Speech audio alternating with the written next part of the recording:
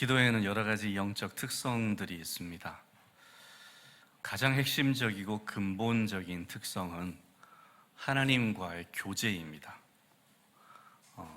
기도는 우리가 살아계신 하나님과 영적으로 소통하는 방법들 중에 아주 중요한 방법 중에 하나입니다. 자, 그리고 기도는 하나님의 뜻을 알기 위한 통로가 됩니다. 우리가 하나님의 뜻을 알기 위해서 성경도 읽어야 되지만 기도도 드려야 됩니다. 그리고 기도는 이제 우리가 잘 아는 것, 우리가 원하는 바를 하나님께 아뢰고 응답받는 그런 통로이기도 합니다. 자, 이 외에도 기도가 여러 가지 특성들을 가지고 있습니다. 근데 말세가 되면 기도가 가진 아주 특별한 의미가 있습니다. 말세 때 기도가 가지는 특별한 의미가 뭐냐? 그건 바로 깨어 있음이에요. 기도함으로 우리는 깨어 있을 수 있습니다. 기도 없이는 우리는 깨어 있을 수가 없습니다. 기도가 어느 시대에나 중요했습니다. 기도가 중요하지 않은 시대가 어디 있었겠어요? 다 중요했습니다. 그런데 말세의 때에는 특별한 의미를 가지고 그 중요성이 좀 더 극대화됩니다. 왜냐하면 말세는 보통 때가 아니거든요. 말세는 말 그대로 마지막 때이고 우리의 영원한 운명이 결정되는 시기입니다. 그 어느 때보다 굉장히 긴박하고 중요한 그런 시기가 말세예요. 이 말세에 덩달아서 기도의 중요성도 굉장히 극대화됩니다. 근데 그 기도의 중요성 중에 특징이 하나가 깨어 있다는 거예요. 기도가 깨어 있다는 것과 연결되어 있습니다. 오늘 우리가 읽은 두 구절의 말씀이 우리에게 사실을 알려주고 있어요. 예수님이 말세에 우리를 영적으로 어두워지게 하고 무뎌지게 하는 요소들이 있다고 경고하십니다. 그런 것들 때문에 우리가 영적으로 어두워지면 어떻게 되느냐? 뜻밖의 그날, 종말의 날이 뭐와 같이 임한다 그래요? 덫과 같이 임한다 그러죠. 여러분, 덫은 나 여기 있어 그러지 않잖아요. 딱 숨어 있다가 우리 발목을 팍 잡는 게 덫이잖아요. 말세가 종말의 날이 우리에게 그렇게 임해서는 안 되죠. 예수 믿는 사람에게 말세는 가장 복된 날이고 가장 기쁜 날이고 가장 영광스러운 날인데 그 날이 내게 덫과 같이 임한다? 이래서는 될 일이 아니지 않습니까? 근데 언제 이렇게 덫과 같이 임하느냐? 내가 영적으로 무뎌져서 어두워져 있을 때, 여러 가지 요소들로 인해서 어두워져 있을 때 그때 말세가 나에게 덫과 같이 임한다 그래요. 굉장히 심각한 말씀이죠.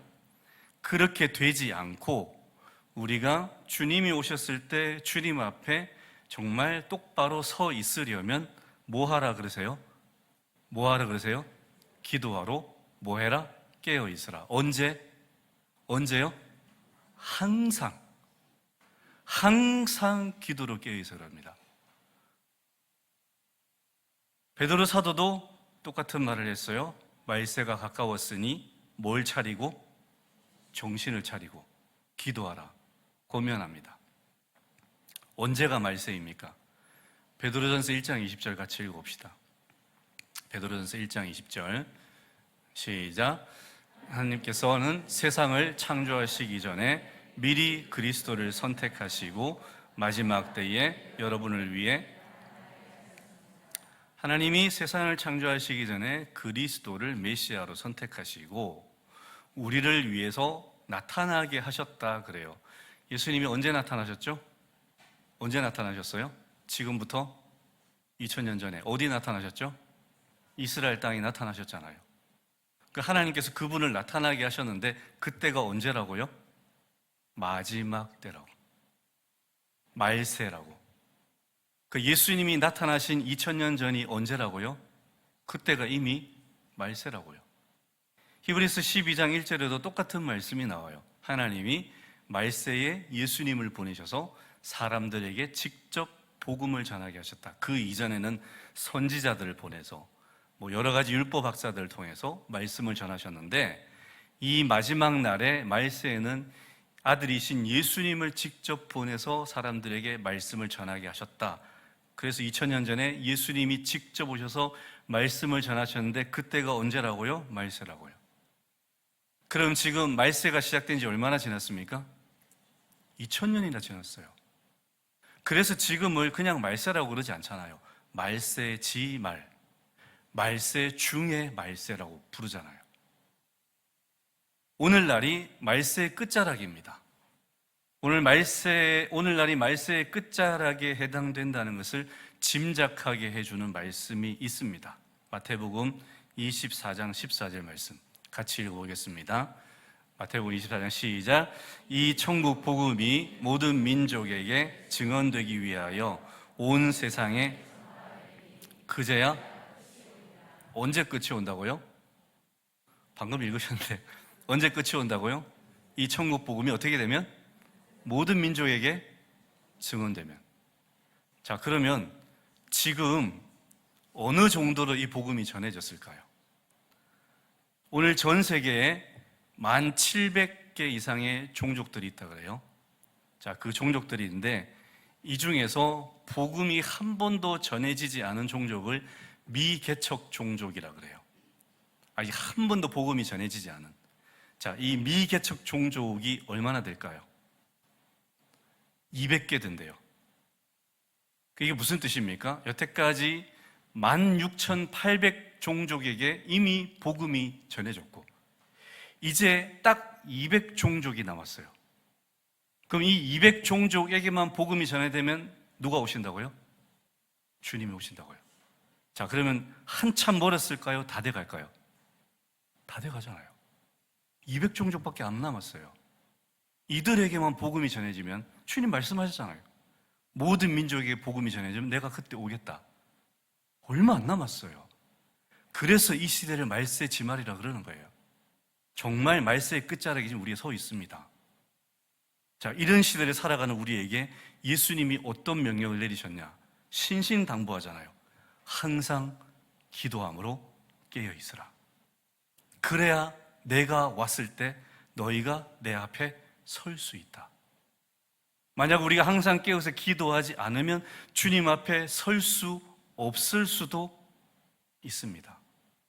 두려운 말씀이죠. 굉장히 진지하게 받아들여야 할 말씀이에요. 왜? 지금이 말세의 끝자락이니까.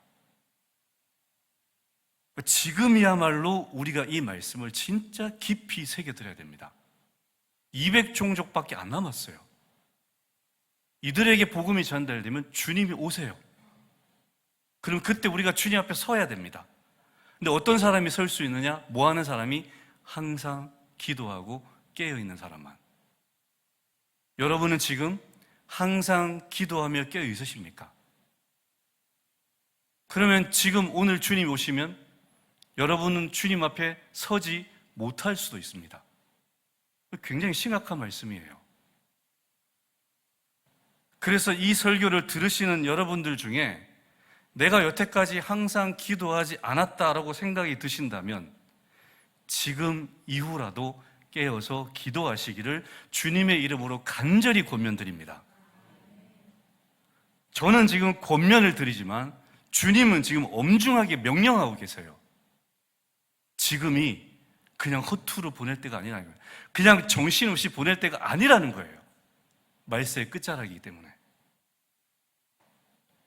오늘 주님께서 우리에게 엄중하게 명령하세요. 그래서 이 말씀을 저희들이 진짜 진지하게 받아들이고 내가 정말 이제는 깨어서 기도해야 될 때구나. 각성하셔야 됩니다. 왜냐? 여러분의 영원한 운명이 결정될 날이 지금 얼마 남지 않았어요. 내 영원한 운명이 어디에 달려있느냐? 내가 지금 깨어서 기도하느냐 그렇지 않느냐에 달려있어요. 그럼 얼마나 지금 심각한 때에 지금 우리가 서 있습니까? 그래서 이 말씀을 우리가 진지하게 받아들여야 됩니다. 성경에는 말세에 우리가 항상 기도로 깨어 있어야 하는 또 다른 이유들도 기록되어 있어요. 몇 가지만 생각해 보겠습니다. 자, 말세에는 온갖 미혹과 시험이 찾아옵니다. 마태복음 24장 24절 말씀 같이 읽어보겠습니다. 시작. 거짓 그리스도들과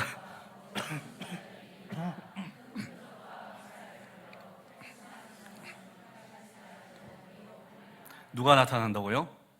거짓 그리스도들과 거짓 선자들, 자칭 예수, 나 예수다 하는 사람들과 이단들이 나타나서 뭘 보여준대요? 뭘 보여준대요? 큰 표적과 슈퍼내추럴, 초자연적인 기적을 누가 베풀어 준다고요? 거짓 예수들과 거짓 이단들이 보여준다는 거예요. 그들이 와서 그냥 말만 하면, 말만 번지르르게 하면 우리 안 넘어갈 수 있는데, 말세에는 그들이 기적을 베풀어 준대요. 예수님처럼 우리 눈앞에 기적을 병든 자를 일으키고 뭐 정말 귀신들을 잘 쫓겨나고 이런 일들을 이단들이 행한다는 거예요. 그래서 혹하는 거예요. 말만 하면 넘어갈 일이 없죠. 근데 기적을 보여주니까 이 사람들 진짜인가? 이런 때가 말세에 온다는 거예요. 다 넘어가겠죠. 왜 이렇게 하느냐? 할 수 있으면 어떤 자들도 미혹하려고? 택하신 성도들도. 지금 이 교회에 다니는 여러분들이 이단들의 표적이에요. 할 수 있으면 택하신 우리도 미혹해서 넘어뜨리려고. 그래서 뭐까지 행하느냐? 기적까지 행해서 보여준대요. 자, 그러면 우리가 이 말세에 누가 기적을 일으킬 때 그 기적을 혹해가지고 와, 기적 일으킨다 해서 몰려가야 될까요? 안 될까요? 안 됩니다. 기적 일으킨다고 가면 안 돼요. 분별하셔야 돼요. 기적은 분별이 안 돼요. 예수님이 일으키시는 기적이나 이단들이 일으키는 기적이나 똑같아요. 분별이 안 돼요. 뭐가 진짜인지 가짜인지. 근데 무엇을 분별해야 되냐 하면 그들이 하는 말들, 그 말들을 분별해야 돼요. 이 말들이 과연 진짜인가 가짜인가? 그걸 분별하기 위해서 뭘 해야 되느냐? 기도해야 된다는 거예요. 기도해야 내가 진리 가운데 서 있을 수 있고, 기도해야 우리가 분별력이 생겨요. 그래서 기도할 때 우리가 깨어서 이 사람들이 하는 말을 보는 거예요. 기적이 아니라 얘네들이 지금 진리를 말하고 있는지 거짓을 말하고 있는지 그 기적을 보면 안 된다고요. 그래서 이들이 하는 말이 지금 성경적인지 성경적이 아닌지 분별해야 되는데, 그 분별이 무엇을 통해서 주어지느냐? 기도를 통해서 주어져요. 여러분, 기도하시기 바랍니다. 기적 쫓아가지 마시고요. 기도하셔야 돼요. 이단들도 기적 행합니다. 지금 이 시대는. 유튜브에 기적 행하는 사람들 많아요. 와, 이 사람이 진짜인가? 아니에요. 그 사람들이 하는 말을 봐야 돼요. 그러려면 기도하셔야 됩니다. 그리고 순식간에 넘어가서 가요. 제가 오래전에 인천에 있는 모 교회에서 사역했어요. 그 교회에서 2년 반 만에 제가 사임하고 나왔어요. 사임한 이유가 제 교구의 권사님 한 분이 신천지로 넘어갔어요. 진짜 잘 믿었어요. 이렇게 신실할 수 있을까 믿었어요. 근데 순식간에 넘어갔어요. 제가 성경책 들고 찾아가서 그 집에 찾아가서 권사님 이건 아니지 않습니까? 이거 진리가 분명히 어긋나지 않습니까? 얘기해서도 안 믿어요. 제가 책임지고 사임하고 나온 거예요. 우리가 직분자라고 권사라고 장로라고? 아니요. 직분이 우리를 지켜주지 않아요. 직분자라도 기도하지 않는 분들은 순식간에 넘어갈 수 있어요. 그래서 기도해야 되는 겁니다. 여러분, 기도를 깨어 있으시기 바랍니다. 내가 장로라서 권사라서 나는 안 넘어지겠지? 아니요. 직분이 여러분을 지켜주지 않습니다. 항상 깨어 기도해야 됩니다. 그래야 이 마지막 때에 우리가 이단들의 그 거짓을 분별할 수 있다고요. 그래서 기도하라는 거예요. 왜? 넘어가면 내 영혼이 영원한 파멸로 가는 거예요. 그때까지 예수 잘 믿다가 어느 순간에 넘어가서 영원한 파멸로 가는 거예요. 얼마나 안타깝고 두렵습니까? 그런 일들이 말세에 비일비재하게 일어난다고요. 이 자리에 나와서 예배 드린다고 여러분들이 다 천국 가실 것 같습니까? 안타깝지만 주님 말씀하셨어요. 교회에도 가라지가 있을 거라고. 여기 예배 드린다고 다 알곡이 아닐 거라고. 그 말씀이 교회에 주시는 말씀이에요. 얼마나 긴장됩니까? 그러니까 나에게 항상 물어봐야 돼요. 주여, 나 내니까? 주여, 나는 정말 잘 믿고 있습니까? 주여, 나는 깨어 있습니까? 주여, 나는 진리 가운데 서 있습니까? 라고 항상 물어보셔야 돼요. 이 말세에 나의 영혼을 위해서. 잘 때가 아니라고요. 좋을 때가 아니라고요. 깨어서 기도해야 됩니다. 여러분의 영혼을 위해서. 말세에는 환난과 핍박이 심할 거예요. 마태복음 24장 9절입니다. 그때에 사람들이 너희를 환난에 넘겨주겠으며 너희를 죽이리니 너희가 내 이름 때문에 모든 민족에게 미움을 받으리라. 이런 때가 곧 옵니다. 예수 믿는다는 이유만으로 핍박당하고, 요한계시록에 666이라는 표가 나오잖아요. 그 표를 안 받으면 경제활동이 안 돼요. 그럼 굶어 죽어야 됩니다. 우리가 그런 때가 닥치면 이 표를 받을 것인가, 받아서 내 목숨을 유지할 것인가, 아니면 신앙 지켜서 안 받고 굶어 죽을 것인가, 양자택일을 할 때가 올 때가 있어요. 계시록에 기록되어 있잖아요. 그런 때가 오시면 여러분 어떻게 하시겠습니까? 그런 때 여러분이 육신의 생명을 구하고자 영의 생명을 버리시겠습니까? 아니면 영의 생명을 구하고자 굶어 죽는 걸 선택하시겠습니까? 그런 때가 온다고요. 믿음 때문에 환난당하고 핍박당할 때 얼마 안 남았어요. 그때 내가 믿음을 잃지 않고 내 영혼을 지키기 위해서 주님이 뭘 하라 그러십니까? 기도하라고요. 깨어 기도하라고요. 왜? 깨어 기도해야 하나님으로부터 영적인 힘과 도우심을 받고 그걸 이겨낼 수 있다고요. 그 핍박에 맞설 수 있다고요. 무너지지 않고, 넘어지지 않고, 신앙 포기하지 않고, 끝까지 죽으면 죽으리라 믿음 지킬 수 있는 그 힘이 기도에서 나온다고요. 기도하지 않으면 못 이깁니다. 무기력하기 때문에. 사도행전 12장에 보면 베드로가 복음을 전하다가 감옥에 갇히는 장면이 나옵니다. 그 다음 날 사형 집행당해서 죽어요. 헤로드 왕이 지금 이 일을 벌입니다. 헤로드 왕은 유대 땅을 다스리는 왕인데, 분봉왕인데 이방인이었어요. 그 이방인들이 유대 민족을 다스리는 거 유대 민족이 제일 싫어하는 거예요. 치를 떠는 거예요. 그래서 유대 민족들이 이 헤로드 왕을 엄청나게 싫어합니다. 그런데 어느 날 헤로드 왕이 야고보 사도를 잡아 죽였어요. 그랬더니 유대인들이 박수를 치는 거예요. 갑자기 자기 인기가 쭉쭉 올라갑니다. 이것 봐라. 그럼 한 사람 더 잡아 죽여야 되겠다. 그래서 베드로 사도를 가둔 거예요. 얘까지 죽이면 내가 인기가 정말 폭발하겠구나. 잡아 가뒀어요. 그래서 지금 교회가 기둥 같은 두 리더를 지금 한순간에 이를 위기에 처했어요. 이 절체절명의 순간에 초대교회 성도들이 뭘 했냐? 사도행전 12장 5절에 보면 온 교회가 간절히 기도했다고 그래요. 모여가지고 합심해서 기도합니다. 하나님 지켜주십시오. 도와주십시오. 놀라운 일이 일어납니다. 그 밤에 천사가 나타나서 베드로가 갇혀있는 그 감옥의 문들을 차례로 다 열어버립니다. 그 지금 보초병들이 눈 뜨고 지키고 있어요. 그런데 문이 열렸어요. 베드로가 일어서 나가는데 보초병들이 눈 뜨고 지키고 있는데 못 봐요. 그렇게 다 통과해서 길거리에 나갑니다. 이게 끝이 아니에요. 사도행전 12장 후반부에 보면 교회를 핍박하고 제자들을 잡아 죽이던 그 헤로드 왕을 하나님께서 벌레를 보내서 한순간에 벌레가 파먹어 죽게 하십니다. 교회가 헤로드 왕을 죽여달라고 기도하지 않았어요. 하나님이 알아서 하시는 거예요. 그 기도를 듣고 교회를 지키신 거예요. 그 핍박으로부터. 여러분, 이게 기도의 힘입니다. 오늘 우리가 장차 앞으로 이런 핍박들을 받게 될 거예요. 믿음 때문에. 그때 그 핍박들을 이겨내려면 지금부터 기도하셔야 됩니다. 지금부터 기도로 여러분 영혼의 내공을 높여 놓으셔야 돼요. 여러분의 영혼의 힘을, 근육을 키워 놓으셔야 돼요. 그때 가서 하겠다 늦어요. 못 이깁니다. 지금 기도하셔야 됩니다. 기도로 세계를 움직이라는 책이 있습니다. 그 책에 아주 인상적인 실화가 한 가지 적혀 있어요. 아프리카 케냐에서 선교 사역을 하던 미국 선교사 매튜 히긴스라는 분이 그 실화에 나오는데, 이 선교사님이 이제 안식년이 돼서 미국으로 돌아가려고 이제 가족들을 차에 태워서 이제 나이로비에 있는 공항으로 가고 있었어요. 가다가 중간에 마우마우라는 지역에서 차가 퍼졌습니다. 근데 아무리 고쳐도 안 되는 거예요. 그래서 할 수 없이 그날은 이제 거기서 밤을 지새야 되는데, 여러분 아시다시피 케냐는 치안이 엉망이거든요. 총 들고 그냥 나와서 쏴 죽이는 데예요.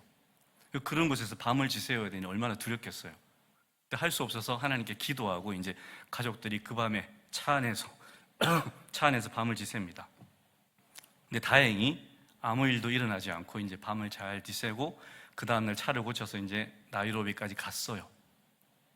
그 비행기를 타려고 기다리는 그 대기 시간에 이 매튜 선교사님이 다른 동료 선교사님을 만나게 되었어요.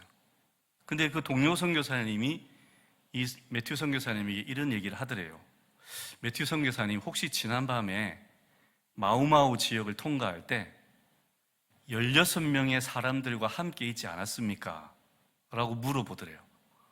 근데 매튜 선교사님은 가족들하고만 있었거든요. 아니라고, 그런 일 없다고. 나는 가족들하고만 있었다고. 그래요? 이상한데요. 어젯밤에 누가 저한테 와서 선교사님 차가 16명의 사람들로 삥 둘러싸여 있는 것을 봤다고 얘기를 했어요.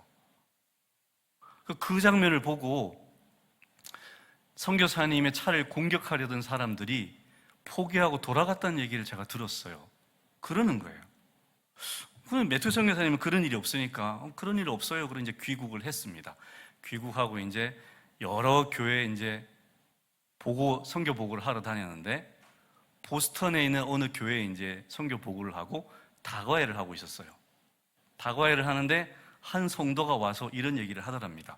선교사님, 혹시 지난 몇 월 며칠에 선교지에서 혹시 위험한 일 있지 않았습니까? 들어보니까 이제 자기가 마우마우 지역에 있던 그날이었어요. 그날 차가 고장나서 우리 가족이 차 안에서 아주 위태롭게 하룻밤을 보냈어요. 그랬더니 그 성도가 하는 말이 이래요. 그랬군요. 사실은 선교사님, 그날 제가 예배를 마치고 집에 가는데 성령님께서 선교사님을 위해서 간절히 기도하라는 감동을 주셔서 저 혼자 하기는 그렇고, 그래서 주위에 있는 다른 성도들에게 같이 기도하자고 요청했더니 15명이 흔쾌히 응해줘서 저를 포함해서 16명이 중보기도실에서 기도했습니다. 그랬어요? 근데 그 순간 매튜 선교사님이 나이로비에서 들었던 얘기가 생각난 거예요. 동료 선교사가 선교사님 차를 몇 명이 둘러쌌다고 했습니까? 16명이. 그럼 그 16명이 누구였을까요? 천사들인 거예요. 16명의 성도들이 선교사님을 위해서 기도하고 있을 때 하나님이 16명의 천사를 파송해서 지켜주신 거예요. 그러니까 선교사님은 그 천사들을 못 봤죠. 누가 봤냐? 그 선교사님 차를 공격하려던 사람들만 본 거예요. 그리고 물러간 거죠. 여러분, 이게 기도의 힘입니다. 기도할 때 하나님이 지키신다는 거예요.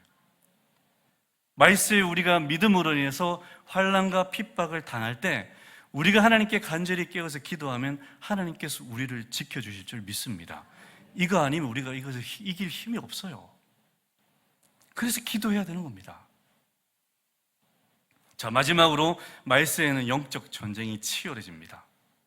이 전쟁에서 이기기 위해서 우리 기도해야 됩니다.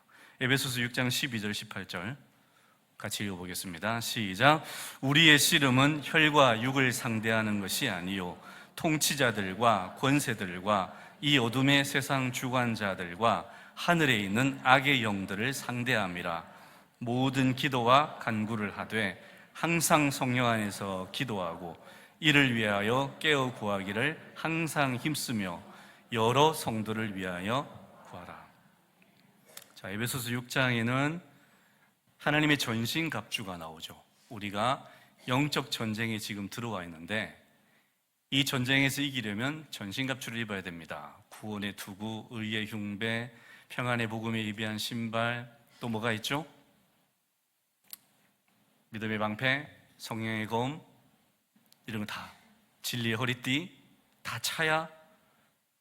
그런데 이걸 찬다고 해서 끝나는 게 아니라 그 다음에 18절에 뭐라 그러냐면 여기에다가 모든 기도와 간구를 해야 됩니다 라고 얘기해요. 이걸 찬다고 되는 것이 아니라 이게 위력을 발휘하려면 우리가 기도해야 된다는 거예요. 기도가 화령점정이에요. 기도해야 그때부터 능력을 공급받고 마귀와 대적할 수 있다는 겁니다.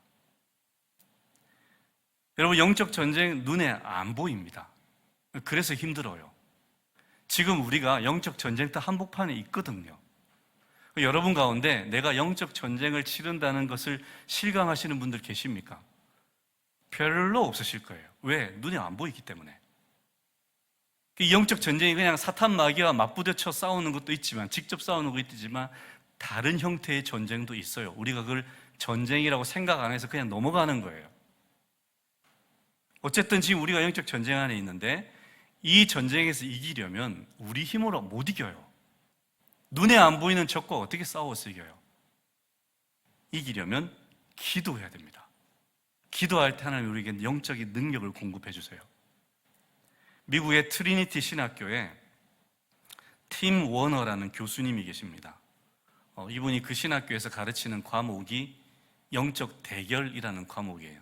영적 전쟁에 관련된 과목인데, 이분이 한 번은 보스턴에 가서 이제 집회를 가서, 집회하기 전에 전날 밤 호텔에 묵었어요. 호텔에서 잠을 자는데 잠이 안 오더라는 거예요. 아무리 잠을 청해도 잠이 안 오고 마음이 불안해지고 괴롭더라는 거예요.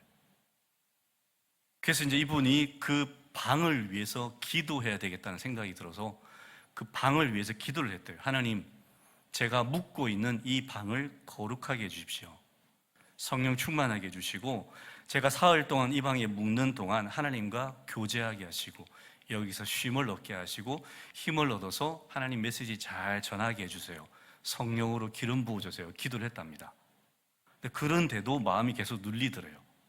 그래서 이번에는 안 되겠다, 내가 명령 기도를 해야겠다, 그 생각이 들어서 명령 기도를 했대요. 하나님, 이곳에 어떤 침투하는 악령이 있다면 나사렛 예수 그리스도 이름으로 묶어주시고 이 방안을 깨끗하게 해 주옵소서. 내가 나사렛 예수 이름으로 명하노니 악한 것들은 이 장소에서 떠날지어다. 그때 어떤 일이 벌어졌냐면, 기도 딱 끝나자마자 옆에 있던 스탠드가 막 흔들리더래요. 불이 갑자기 꺼지더래요. 꺼졌다가 다시 켜졌대요. 근데 그리고 나서 마음이 너무 편안해서 잠을 잤다 그럽니다. 다음 날 너무 이상해서 내려가서 데스크에 가서 직원한테 물었대요. 내가 지금 몇 호실에 묵고 있는데 혹시 근자에 이 방에 무슨 일이 있지 않았냐? 그랬더니 그 프런트 직원이 이렇게 얘기하더래요. 안 그래도요, 그 방에 2주 동안 점치는 사람이 묵었습니다. 그 점치는 사람이 묵었으니까 귀신이 거기 있을 거 아니에요. 그분이 그 방에 머물렀던 귀신하고 싸운 거예요. 이거 실화예요, 여러분. 영적인 세계가 있어요. 영적인 싸움이 있어요. 우리 눈에 안 보이는. 근데 정말 이런 싸움은 진짜 영적으로 민감한 사람들이 이런 싸움을 해요. 근데 우리는 지금 이런 싸움 안 하잖아요. 그러니까 우리는 생각해요. 나는 뭐 영적인 전쟁하고 별로 상관없지 않느냐? 아니에요. 그럼 우리가 싸우는 영적 전쟁이 뭘까요? 여러분의 믿음을 흔들고 여러분의 마음에 염려 근심을 집어넣고 여러분을 두렵게 하고 불안하게 만드는 그 모든 것들이 바로 영적 전쟁이에요. 목사님, 내가 지금 어려운 일 당했으니까, 현실적으로 힘드니까 지금 이런 생각을 하는 거지, 이게 무슨 영적 전쟁입니까? 아니에요. 마귀가 하는 영적 전쟁이 뭐냐면 사람 마음속에 생각을 집어넣는 거예요. 여러분, 가룟 유다에게 마귀가 뭘 집어넣었다 그럽니까? 뭘 집어넣었다 그래요? 생각을 집어넣었다 그러죠. 무슨 생각? 예수를 팔려는 뭘 집어넣었다? 생각을 집어넣었다. 이게 영적 전쟁이에요. 가룟 유다가 거기에 졌잖아요. 예수님께서 겟세마네에서 제자들에게 얘들아 기도하자. 기도 안 했어요. 다 잤어요. 어떤 일이 벌어져 있습니까? 다 도망가고 베드로는 3번 부인하고. 왜요? 기도 안 하니까. 기도 안 하면 영적 전쟁 이길 수 없어요. 마귀가 지금도 여러분 마음속에 생각을 집어넣습니다. 염려하는 생각, 근심하는 생각, 두려워하는 생각, 불안해하는 생각, 무기력한 생각, 게으른 생각, 이거 영적 전쟁이에요. 그냥 내 생각이 아니고요. 그럼 이 생각이 들 때 어떻게 해야 될까요? 어떻게 해야 될까요? 맞서 기도해야죠. 사탄아, 나한테 이런 생각 집어넣지 말라. 기도해야죠. 야고보서에 나오잖아요. 사탄을 뭐 하라고요? 대적하라고요. 대적기도 하세요. 이 대적기도 썩혀 놓지 마시고 하시라고요. 여러분들 기도하셔야 돼요. 사탄아, 지금 내 머릿속에 염려, 근심 집어넣지 마라. 날 두렵게 하지 마라. 날 무기력하게 하지 마라. 지금 내 안에 성령님이 계신다. 너는 내 안에 계신 성령님의 상대가 안 된다. 그러니 예수 이름에 명하노니 내 안에 있는 모든 생각들을 떠나가게 해라. 기도하셔야 됩니다. 이게 영적 전쟁이에요. 그냥 신령과 진정으로 근심해요. 그 염려와 근심이 친구야. 없으면 못 살아. 안 됩니다, 여러분. 이게 전쟁이라고요. 그래서 이 마지막 때에 우리가 기도로 맞서서 물리쳐야 됩니다. 예수님이 말세에 우리 영혼을 둔하게 만들어서 뜻밖의 그날이 덕과 같이 임하게 하는 세 가지 요소를 말씀하셨어요. 우리 영혼을 둔하게 만드는 세 가지 요소, 술 취함, 방탕함, 그 다음에 뭐예요?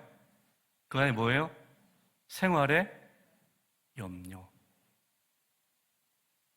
이게 우리의 마음을 둔하게 만들어서 그날이 덫과 같이 임하게 만든다 그래요.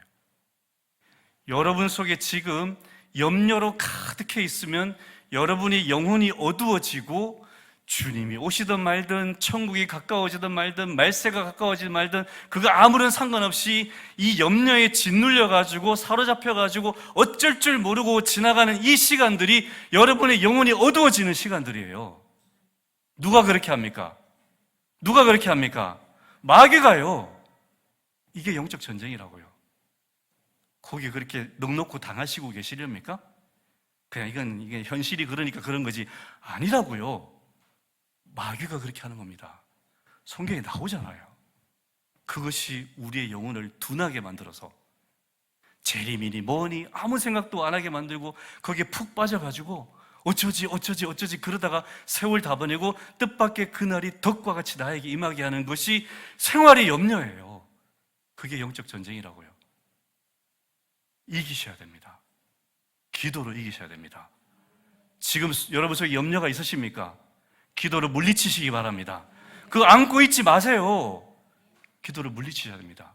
예수 이름으로 물리치세요. 명령하십시오. 사탄아, 내게 주는 이 모든 염려 다 떠나가게 해라. 내 안에 예수님이 계시다. 성령님이 계시다. 이런 기도를 해야 된다고요. 이 기도를 하라고 우리에게 무기로 주셨어요, 하나님이. 왜 이 무기를 안 쓰십니까? 그러니 늘 무기력하죠. 그러니 늘 다운돼 있죠. 그러니 늘 처져 있죠. 그러니 맨날 죽는다 소리하죠. 안 싸우니까 어떻게 이기겠어요? 기도하지 않는데. 우리는 지금 말세 중에 말세의 끝자락에 서 있습니다. 여러분 이 사실을 기억하시기 바랍니다. 내가 지금 말세의 끝자락에 서 있다. 주님이 지금 바로 문 앞에 계시다. 언제 문 열고 지금 여기 나타나셔도 이상하지 않을 그런 시기에 내가 지금 서 있다. 이때 주님이 우리에게 신신당부하는 게 뭡니까? 항상 기도하고 깨어있으라. 딱 이 한 가지 요구하십니다. 항상 기도하고 깨어있으라. 항상요. 제가 요즘 걱정되는 게 있어요. 금요 심야 기도의 숫자가 점점 줄어드는 게 저는 걱정이에요. 아니, 금요 심야 기도의 숫자가 줄어든다고 하나님의 역사가 줄어드냐? 그렇지 않습니다. 하나님 여전히 그 자리에 임하세요. 하나님의 역사는 변함이 없어요. 그 자리에 참석하시는 분들에게 아무 문제 없어요. 제가 걱정하는 거는 그 자리에 안 계신 분들 걱정이에요. 저는 목사님 피치 못할 사정으로 온라인으로 드립니다. 오케이, 좋습니다. 그렇게 기도하시면 그 가정에 온라인 들은 그 가정에 하나님 역사하실 줄 믿습니다. 반드시 역사하세요. 어떤 분은 온라인 예배 드리다 방언받고 그래요. 그런 일들이 있어요. 근데 피치 못해서 온라인 드립니다. 오케이, 좋습니다. 얼마든지 그렇게 드리십시오. 목사님, 저는 평소에 기도하기 때문에 굳이 금요 예배 나가서 기도할 필요성을 못 느끼겠습니다. 오케이, 좋습니다. 그렇게 하십시오. 근데 제가 걱정하는 거는 이도저도 안 하시는 분들, 그 일주일 내내 기도 한마디도 안 하고 살다가 주일에 뗄릉 참석해서 신앙생활 한다고 퉁치고 가시는 분들, 저는 이분들이 심히 걱정입니다. 그분들이 어떤 분들입니까? 자고 있잖아요. 지금 이 말세의 끝자락에 지금 자고 있잖아요. 본인이 자고 있는지도 몰라요. 이게 무서운 거예요. 자기가 자고 있는지도 몰라요. 잘 살고 있다고 생각해요. 그냥 환경에 문제 없고 돈 좀 있고 그럭저럭 살만 하면 잘 살고 있다고 착각하고 있어요. 지금 잘 사는 게 아니에요. 지금 얼마나 위험한 상황에 처해 있는데 지금 아셔야 됩니다. 혹시 지금 내가 그렇게 기도하고 있지 않는다면 내가 지금 내 영혼이 얼마나 위기 상황에 놓여 있는지, 얼마나 위험한 상태에 있는지 아셔야 됩니다. 여러분 기도하시기 바랍니다. 깨어서 기도하시기 바랍니다. 나 혼자 기도할 자신이 없으면 금요 기도회로 나오세요. 나오셔서 같이 기도하세요. 이번 주 금요일 보겠어요. 제가 뭐 기도에 참석하라, 새벽 기도 나오라 이런 얘기 안 하잖아요. 본인들 영혼 본인이 알아서 하니까. 근데 뭐 말씀이 그런 내용이니까 지금 말씀 드리는 거예요. 저는 이런 내용이 아니면 저는 여러분들에게 강요하지 않습니다. 여러분 영혼은 목사가 책임지지 않습니다. 목사는 중보기도 해줄 수 있죠. 여러분을 위해서. 저는 간절히 기도해요. 근데 여러분의 영혼을 직접 지키시는 것은 여러분입니다. 왜 여러분의 영혼을 방치하고 계세요? 왜 여러분의 영혼을 잠에 빠지게 지금 내어놓고 계세요? 이 위기의 순간에, 이 정말 심각한 때에, 자다가 깨도 모자랄 시간에 여러분의 영혼은 여러분이 책임지셔야 됩니다. 그 책임지시는 일이 기도하는 겁니다. 진지하게 받아들이시기 바랍니다. 각종 미혹과 환난과 영적 전쟁이 심화되는 이 시기에 주님이 우리에게 딱 한 가지 요구하십니다. 항상 깨어서 기도해라. 지금 여러분의 무릎을 다시 주님 기도의 자리로 나아가게 하시기 바랍니다. 나오십시오. 기도하십시오. 오래 기도하실 필요도 없어요. 그냥 하루에 일어나시면 단 5분이라도 기도하세요. 저녁에 주무시기 전에 5분이라도 기도하세요. 그것도 굉장한 겁니다. 간절히 기도하시고, 그리고 항상 기도하라 그러잖아요. 그럼 항상 언제 기도할 수 있습니까? 내가 직장에 갔을 때, 그때 내가 짧게 기도할 수 있어요. 주님, 오늘 제가 일하고 있는데 이 일을 통해서 영광 돌려드리게 없어서. 그렇게 짤막한 기도들 얼마든지 할 수 있잖아요. 무릎 꿇을 필요도 없어요. 속으로 기도하셔도 돼요. 그게 항상 기도하는 거예요. 생각날 때마다. 그렇게 해서 매 순간 깨어 있어야 됩니다. 왜? 주님이 언제 오셔도 이상하지 않는 시기를 살아가고 있기 때문에. 하나님께서 대언의 모든 성도들을 영혼을 지키시고, 모든 영혼들이 주님이 오셨을 때 주님 앞에 서게 되기를 간절히 축원합니다. 여러분 중에 단 한 분도 쭉정이가 되지 않고 염소가 되지 않고 다 천국 창고에 하나님 나라 양우리에 들어갈 수 있게 되기를 바랍니다. 이게 저의 간절한 기도입니다. 여러분 중에 한 분도 바깥 어두운 데서 쫓겨나서 슬피 울며 일을 가는 그런 일들이 없게 되기를 바랍니다. 간절히 바랍니다. 이걸 위해서 여러분이 여러분 영혼에 대해서 기도하시고, 여러분 주변에 있는 교우들을 위해서 기도하시고, 그래서 다 으쌰으쌰해서 이 마지막 때에 우리가 정말 이 기도의 자리에 계속 지킴으로써 아멘, 주 예수여 오시옵소서, 언제 오셔도 주님 맞을 준비하는 저와 여러분이 되기를 바랍니다. 한 가지만 더 말씀드리겠습니다. 예수님이 경고하신 것 중에 10처녀 비유가 있어요. 슬기로운 5처녀, 미련한 5처녀. 슬기로운 5처녀는 등과 기름을 예비했고, 미련한 5처녀는 그냥 막 지나는 거예요. 자, 그러다가 신랑이 가까이 왔어요. 누가 졸았습니까?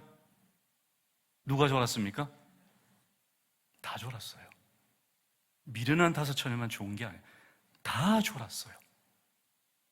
다 졸았는데 주님이 오셔서 슬기로운 5처녀만 데려가십니다. 뭘 보셨을까요? 평소에 준비하다가 졸았느냐, 그거 보시는 거예요. 미련한 5처녀는 신랑한테 관심이 없어요. 그냥 살아요. 그냥 살다가 졸고 자요. 근데 슬기로운 다섯째는 그나마 평소에 사모하고 기다리고 준비해 오다가 좋은 거예요. 여러분, 지금 이때가 미련하든 슬기롭든 다 좋은 시대입니다. 우리가 그럴 수 있어요. 그러나 주님은 졸고 자는 그 모습을 보는 것이 아니라 그 이전에 내가 어떻게 살아왔나를 보세요.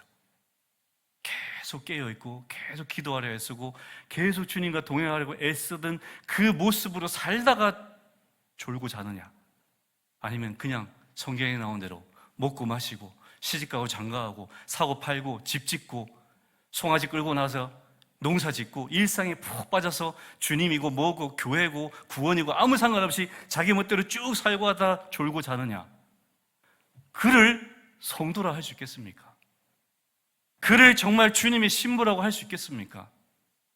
여러분은 어떠십니까? 여러분 지금 슬기로운 다섯 처녀이십니까? 미련한 다섯 처녀이십니까? 아직도 늦지 않았습니다. 아, 내가 정말 큰일 날 정도로 살아왔구나, 내가 미련한 다섯 처녀였구나, 이런 생각이 드신다면 오늘부터라도 슬기로운 다섯 처녀가 되셔서 준비하시기 바랍니다. 그러다가 졸며 주무시는 거 괜찮습니다. 그럼 주님 오셔도 정상 참작이 돼요. 저와 여러분이 다 주님 앞에 준비된 신부가 되어서 오늘 주님이 오셔도 그 천국 혼인잔치에 들어갈 수 있는 저와 여러분이 되기를 주님의 이름으로 축원합니다. 기도하겠습니다. 하나님 아버지, 지금이 정말로 말세의 끝자락입니다. 이제 많은 민족들에게 복음이 전해졌고 이제 끄트머리 얼마 남지 않았습니다. 그들에게만 복음이 전해지면 주님 말씀하신 대로 주님이 재림하신다고 하셨습니다. 주님, 이런 때에 우리가 지금 살아가고 있습니다. 영적으로 깨어있게 해주시고 주님 끝까지 항상 기도하며 정신을 차리고 주님 맞을 준비하는 슬기로운 다섯 처녀가 되어서 주님 오실 때 천국 혼인잔치에 들어가서 정말 주님과 함께 기쁨의 잔치를 벌이는 저희들이 다 되게 하여 주시옵소서. 예수 그리스도 이름으로 기도드립니다. 아멘.